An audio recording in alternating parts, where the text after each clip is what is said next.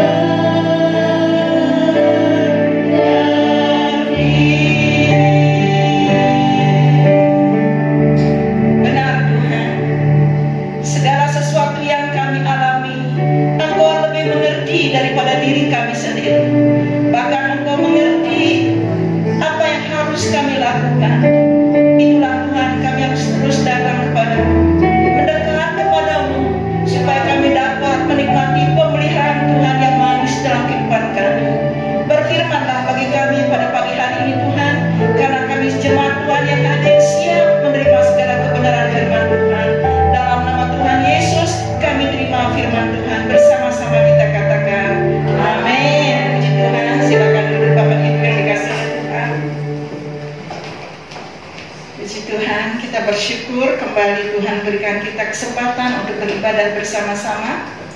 Saya mengajak saudara melihat kebenaran firman Tuhan pada hari ini, pada pagi hari ini, yang terdapat dalam Ulangan pasal yang kedua ayat yang ke-7.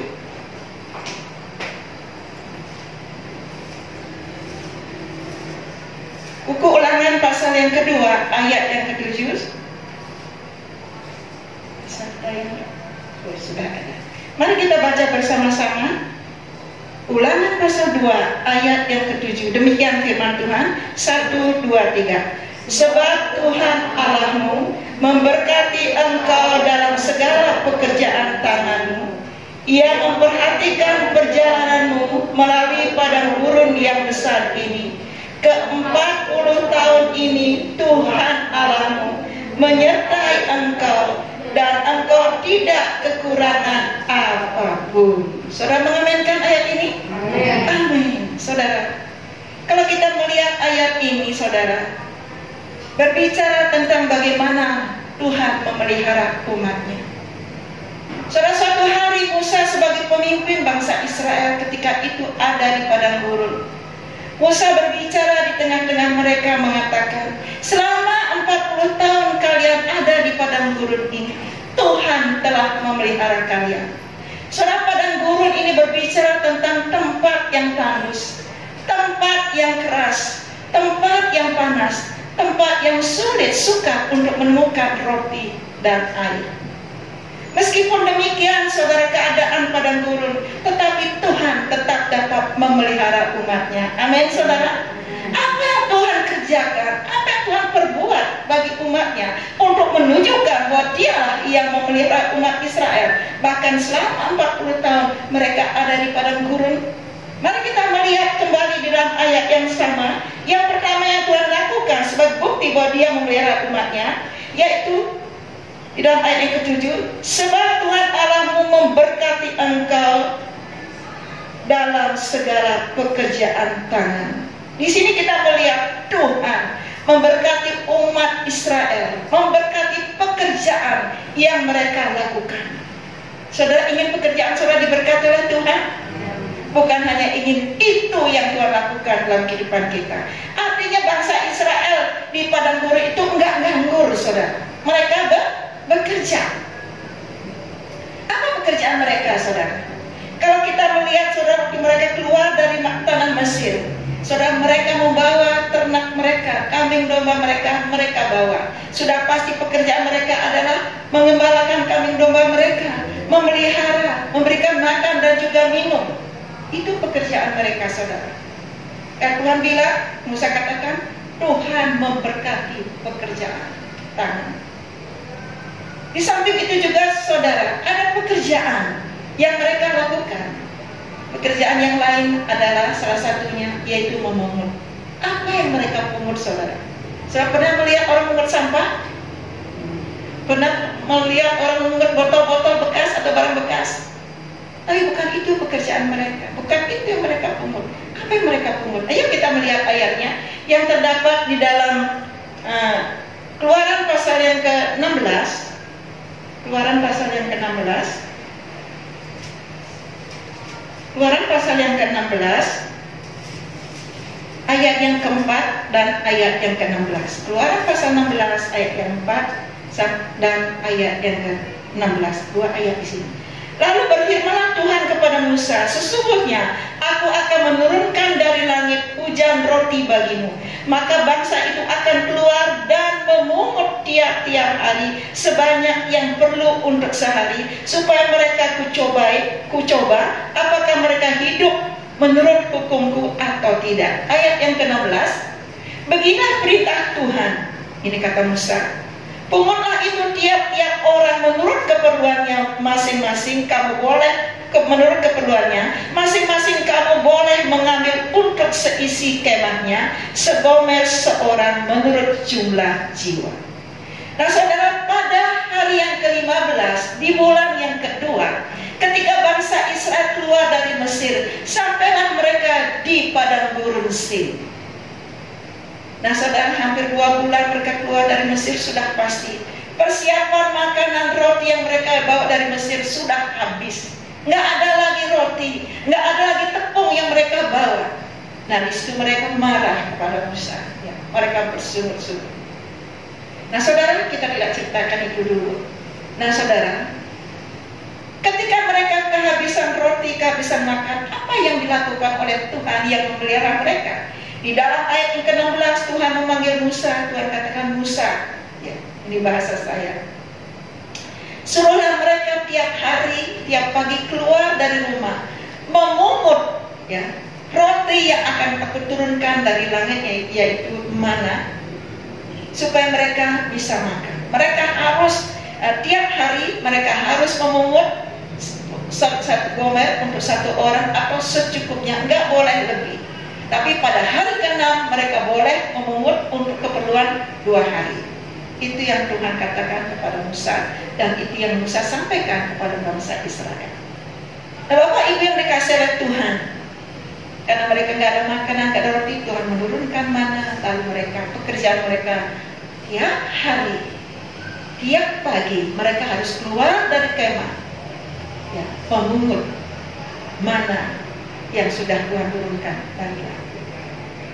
Saudara, rupanya ada juga di antara mereka yang enggak taat. Pada jelas Musa katakan, pungut satu gomer untuk satu orang, enggak boleh lebih, secukupnya.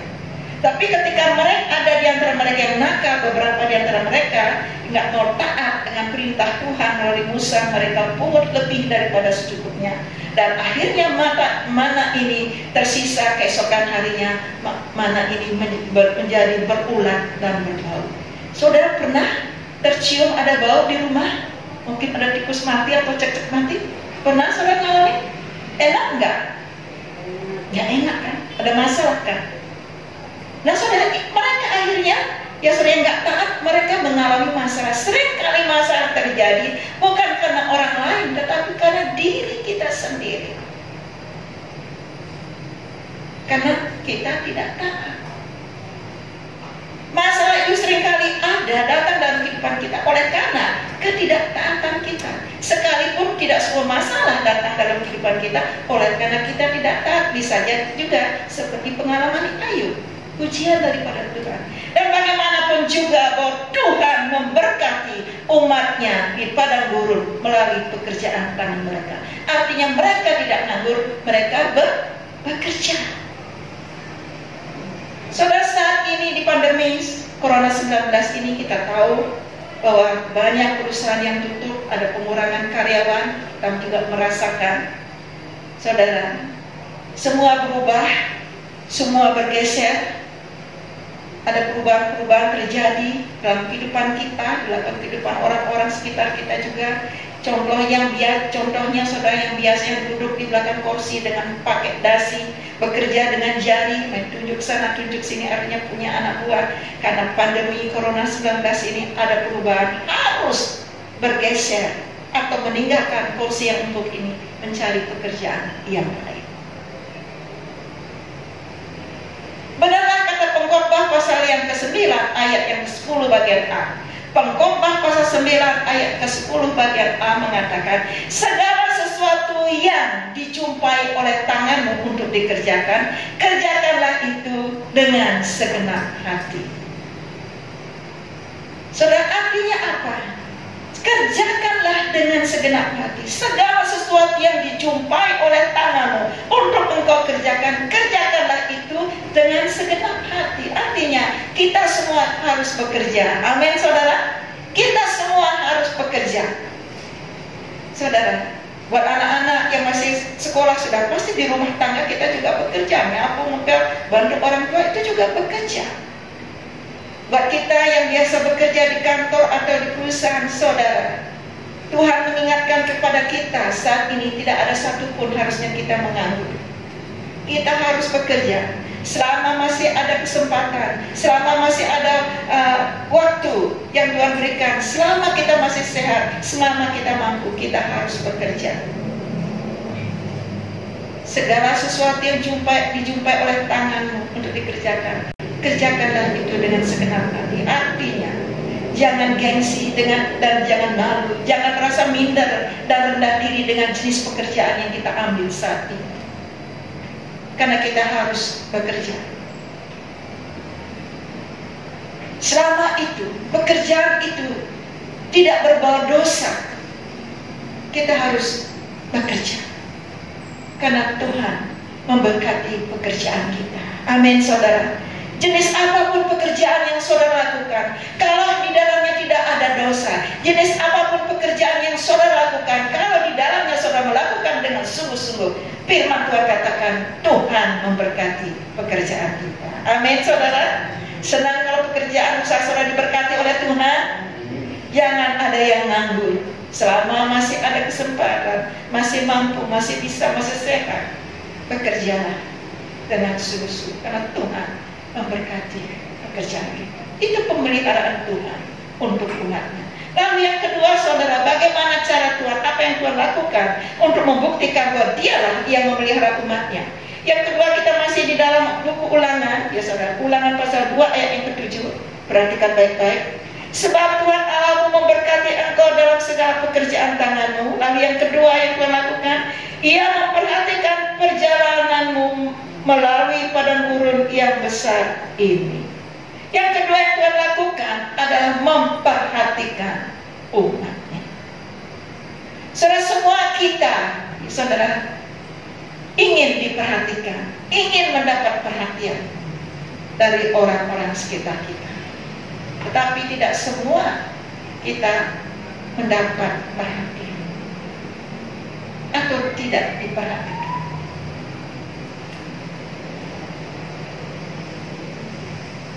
Tetapi tidak begitu dengan Tuhan. Saudara, saya pernah ketemu dengan seorang ibu. Ibu ini bercerita, curhatlah seperti tadi juga kesaksian Bu Yani, sedikit ada curhatnya juga di situ. Ada curhat, bilang gini, Bu, betul kalau mama saya yang diperhatikan anak-anak yang kaya-kaya aja, cucu yang kaya baru diperhatikan. Kalau saya belum tentu setahun sekali dia kesini. Dia ceritakan mamanya. Saudara, tidak dengan Tuhan. Tuhan tidak begitu. Karena Tuhan memperhatikan semua umatnya, baik yang besar maupun yang kecil, yang kaya maupun yang miskin atau sederhana. Semua mendapat perhatian daripada Tuhan. Tuhan tidak hanya memperhatikan orang-orang tertentu saja seperti manusia melakukan itu. Tidak, saudara. Coba saudara pikirkan. Ketika bangsa Israel keluar dari Mesir, yang Tuhan perintahkan apa, saudara? Nah, sebelum mereka keluar itu, Tuhan bilang kepada Musa, Musa suruh bangsaku, umatku, pergi menemui orang-orang Mesir, supaya mereka meminta harta benda yang dimiliki oleh orang Mesir. Itu yang Tuhan lakukan. Tuhan membuat orang-orang Mesir ini bermurah hati. Ketika orang Israel meminta sesuatu kepada mereka, saudara, diberikan. Kalau zaman sekarang, saudara, bisa jadi diberikan 1 juta, ini diberikan 2 juta, ini 5 juta. Karena Tuhan membuat mereka bermurah hati.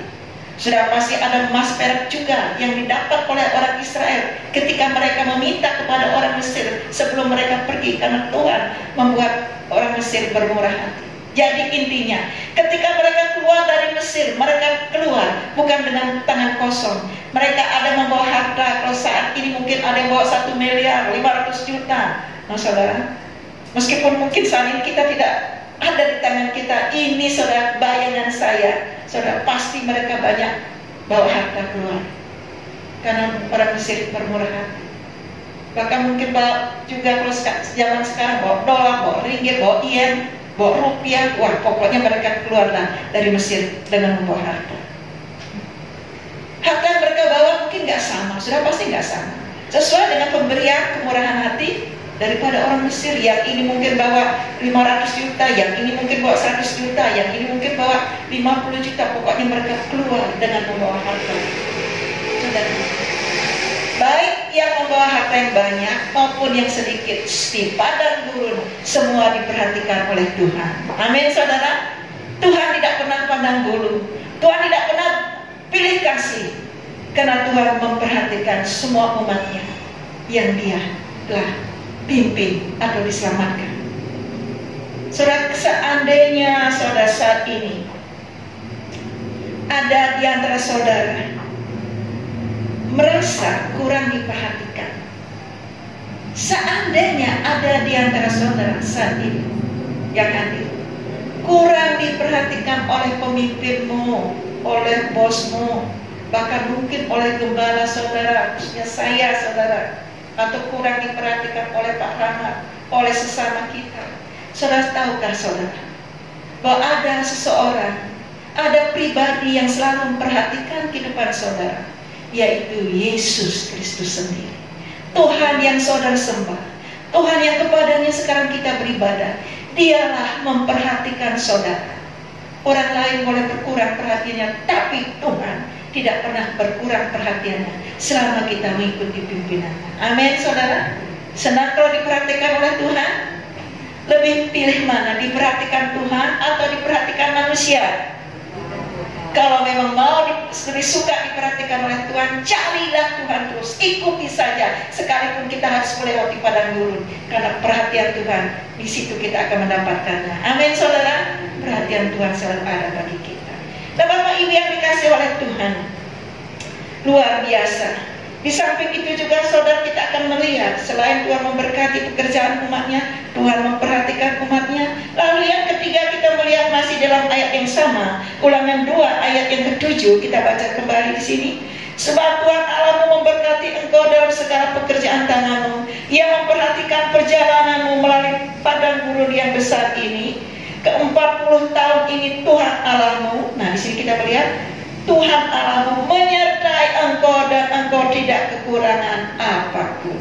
Saudara, yang ketiga, Tuhan menyertai kita. Mari saudara, kita akan melihat kebenaran firman Tuhan dari kita melihat di sini saudara, dari Keluaran pasal yang ke-15. Kita baca bersama-sama. Keluaran pasal 15 ayat 22, 23, 25. Keluaran pasal yang ke-15.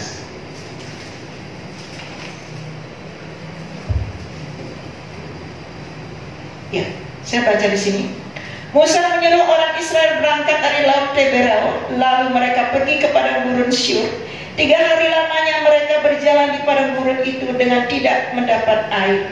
Sampailah mereka ke Mara, tetapi mereka tidak dapat meminum air yang di Mara itu karena pahit rasanya.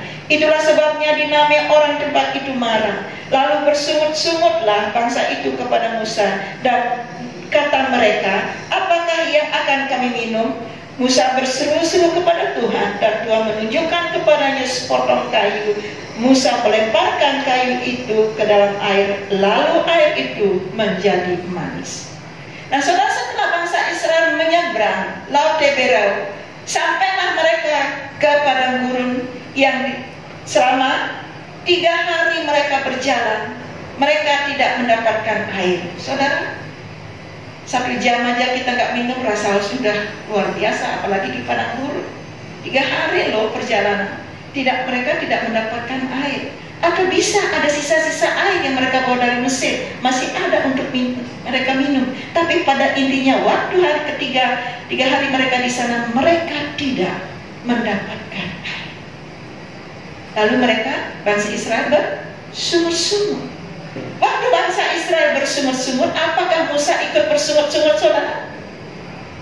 Enggak ikut. Apa yang dia lakukan? Bangsa Israel bersungut-sungut, tetapi Musa dia berseru-seru kepada Tuhan. Waktu Musa berseru-seru kepada Tuhan, lalu Tuhan menunjukkan di sebelahnya ada sepotong kayu.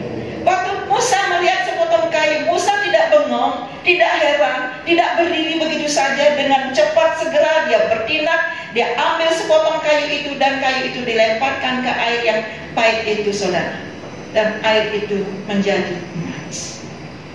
Mereka berseru-seru kepada Tuhan karena air yang mereka temukan di Mara itu bukan air tawar, tetapi air yang rasanya manis. 3 hari perjalanan, rasa haus luar biasa, nggak ada air, berjalan terus mengikuti pimpinan Tuhan, menemukan air, tapi air itu pahit. Tapi Tuhan suruh Musa atau menunjukkan kepada Musa sepotong kayu, dia lemparkan kayu, air itu menjadi manis dan mereka bisa minum di sana. Kalau bukan Tuhan menyertai mereka, pasti mereka binasa di padang gurun. Nah, Bapak Ibu yang dikasih oleh Tuhan, saya tidak tahu apakah saat ini keadaan saudara nyaman-nyaman saja, keluarga saudara nyaman, ekonomi saudara juga nyaman, baik-baik saja. Ya, kecuali tadi Ibu Yani bersaksi, kita percaya saat ini Roh Kudus sedang bekerja di hatinya, nanti pulang penuh dengan damai sejahtera. Bukan saya waktu pulang saat sudah duduk di sini, sekarang Roh Kudus bekerja. Ada damai, ada sejahtera. Kalau ada di antara saudara yang suasana hatimu, suasana hidupmu, mungkin keuanganmu, masalah keluarga saudara, seperti saudara ada merasakan suasana hidup saudara itu pahit, jangan bersungut-sungut saudara. Jangan bersungut-sungut, jangan menyalahkan orang lain. Tapi ada yang harus kita lakukan, tugas kita adalah berseru-seru kepada Tuhan seperti Musa. Kalau Tuhan memberikan Musa, menunjukkan kepada Musa sepotong kayu. Ketika saudara berseru-seru kepada Tuhan, kalau Tuhan menunjukkan ada sesuatu di dalam kehidupan saudara yang perlu saudara bersihkan, yang perlu saudara bereskan, lakukanlah dengan segera. Jangan bengong, jangan berdiam diri. Lakukan dengan cepat. Saya percaya kehidupanmu yang baik akan kembali dipulihkan oleh Tuhan menjadi manis. Amin, saudara. Waktu kita berseru-seru kepada Tuhan, suasana yang pahit itu akan kembali menjadi manis. Kalau Tuhan menunjukkan sesuatu dalam kehidupanmu, bereskan saudara, maka kehidupan yang manis akan kita alami kembali. Puji akan nama Tuhan. Lalu kita melihat lagi saudara, ayat yang terdapat di dalam Keluaran pasal 17. Tinggal membuka satu lembar saja lagi. Keluaran 17 ayat 1, 5, dan 6. Keluaran pasal 17 ayat 1, 5, dan 6. Demikian firman Tuhan. Kemudian berangkatlah segenap jemaah Israel dari padang gurun Sin, berjalan dari tempat persinggahan ke tempat persinggahan sesuai dengan titah Tuhan. Lalu berkemahlah mereka di Rafidim, tetapi di sana tidak ada air untuk diminum. Ayat 5. Berfirmanlah Tuhan kepada Musa, berjalanlah di depan bangsa itu dan bawalah beserta engkau beberapa orang dari antara para tua-tua Israel. Bawalah juga di tanganmu tongkatmu yang kau pakai memukul sungai Nil. Dan pergilah, maka aku akan berdiri di sana di depanmu, di atas gunung batu di Horeb. Haruslah kau pukul gunung batu itu, dan dari dalamnya akan keluar air, sehingga bangsa itu dapat minum. Demikianlah diperbuat Musa di depan mata tua-tua Israel. Setelah kita tahu bangsa Israel di padang gurun, mereka berjalan dari satu persinggahan ke persinggahan yang lain, artinya dari satu tempat ke tempat yang lain. Lalu mereka sampai di sebuah tempat yang bernama Rafidim. Yang tadi waktu mereka kekurangan air atau tidak mendapatkan air yang pertama di Mara, sekarang di Rafidim ada pengalaman yang sama. Nah saudara, ketika mereka tidak ada air, anak-anak mereka menurut firman Tuhan, kalau saudara baca ceritanya, anak-anak mereka menangis minta air. Kalau sekarang saudara mungkin anak-anak kecil katakan, Papa, aku haus, Papa aku minum, Mama aku haus, Mama aku minum. Ketika anak-anak kita meminta itu, minta air, dan kita tidak bisa memberikan, bagaimana perasaan kita saudara? Dan kita sendiri juga kehausan. Bahkan bangsa Israel waktu itu punya ternak mereka pun butuh air. Tidak ada air. Tapi Bapa di surga tahu cara untuk berikan kita air. Dari tadi cerita itu firman Tuhan, ayat kita sudah baca, yang saya sudah bacakan tadi mengatakan, Tuhan berfirman kepada Musa, Musa, bawalah beberapa tua-tua Israel dan juga tongkat yang ada di tanganmu yang kau pakai untuk memukul sungai Nil. Pergi engkau ke gunung batu yang ada di Horeb. Aku akan berdiri di sana, pukul gunung batu itu, dan dalamnya akan keluar air. Itu kata Tuhan. Saudara, tentu saja ini membuat Musa sebagai pemimpin, wah luar biasa. Terima kasih Tuhan. Dengan segera dia melakukan itu. Lalu sampai dia di Rafidim, di gunung batu di Horeb itu saudara, dia pukul gunung batu, dari gunung batu itu keluar air. Pelajaran apa yang dapat kita simak daripada cerita ini untuk pagi hari ini? Saudara, kadang-kadang kebutuhan yang kita perlukan tidak selalu ada di depan kita. Keperluan kita tidak selalu ada di depan mata kita. Kadang-kadang seolah-olah apa yang kita butuhkan itu terbungkus, tertutup, terhalang oleh gunung batu. Kita tahu ada berkat di sana, tapi kita tidak tahu caranya membuka, membelah gunung batu, menghancurkan gunung batu itu supaya kita dapat berkat itu. Kita tahu di situ ada berkat, tapi aku tidak tahu cara membelah gunung itu. Saudara, mari kita seperti Musa berseru-seru kepada Tuhan. Maka Tuhan akan menolong kita untuk menghancurkan, membelah gunung batu itu, sehingga berkat yang kita butuhkan akan kita temukan di sana. Artinya ada mujizat Tuhan di sana. Amin, saudara. Ketika kita berseru-seru kepada Tuhan, ketika umat Tuhan berseru-seru kepada Tuhan, dan disitulah saudara, Tuhan dapat menolong kita melakukan hal-hal yang luar daripada pemikiran kita. Saudara percaya mujizat Tuhan masih ada sampai saat ini? Apakah di tengah-tengah pandemi Corona 19 ini masih ada mujizat Tuhan? Tuhan berkarya ribuan tahun yang lalu di padang gurun. Di padang gurun, tempat yang sulit untuk mendapatkan makanan, tempat yang gersang, yang panas, Tuhan melakukan mujizat. Dan saat ini padang gurun kita ada di situasi di mana ada wabah corona. Di sini pun mujizat Tuhan masih ada untuk orang yang berseru kepadanya, untuk orang yang berharap kepadanya. Saudara, saya bersyukur ketika Tuhan berbicara kepada saya melalui ayat-ayat ini. Saya sangat diberkati oleh Tuhan. Bagaimana Tuhan menyiapkan sebuah tongkat kepada Musa.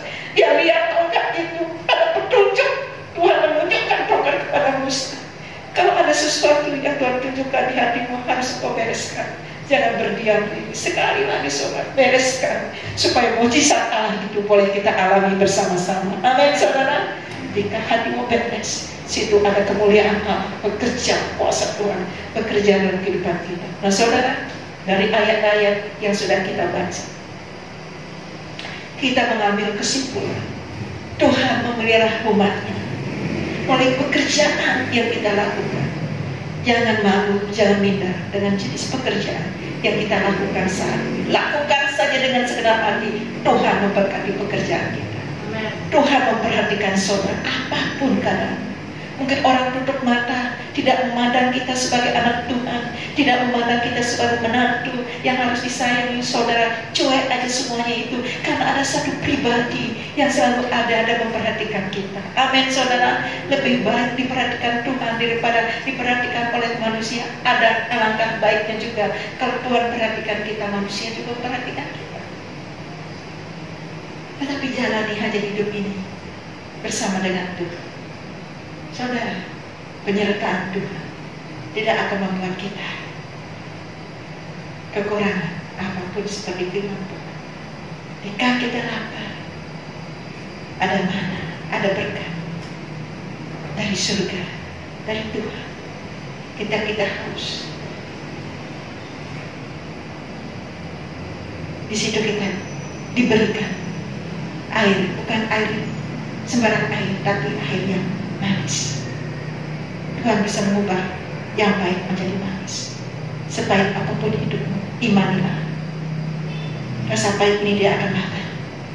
Setelah aku berdoa kepada Tuhan, akan ada sesuatu yang manis dalam hidupku. Amin, saudara. Imani saja firman Tuhan. Demikianlah firman Tuhan. Mari kita berdoa bersama-sama dan kita berdiri bersama-sama. Allah mengerti, Allah peduli, Allah kita berkata. WL sehingga maju ke depan.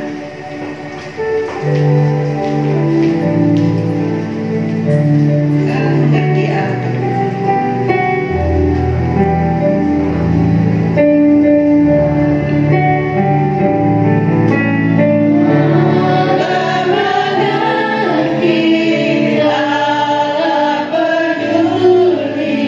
Segala persoalan yang kita hadapi.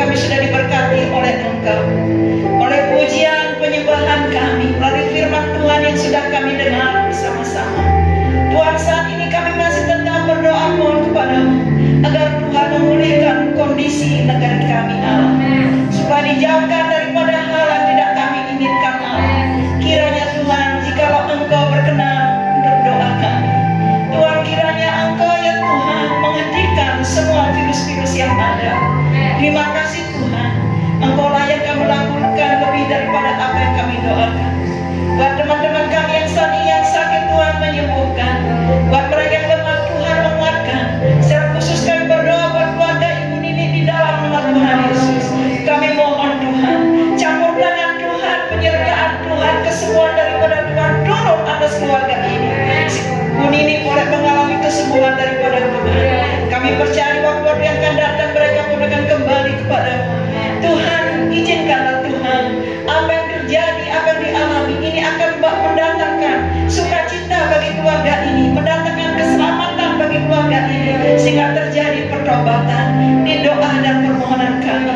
Terima kasih Tuhan, berkatilah Tuhan acara ibadah online sekolah minggu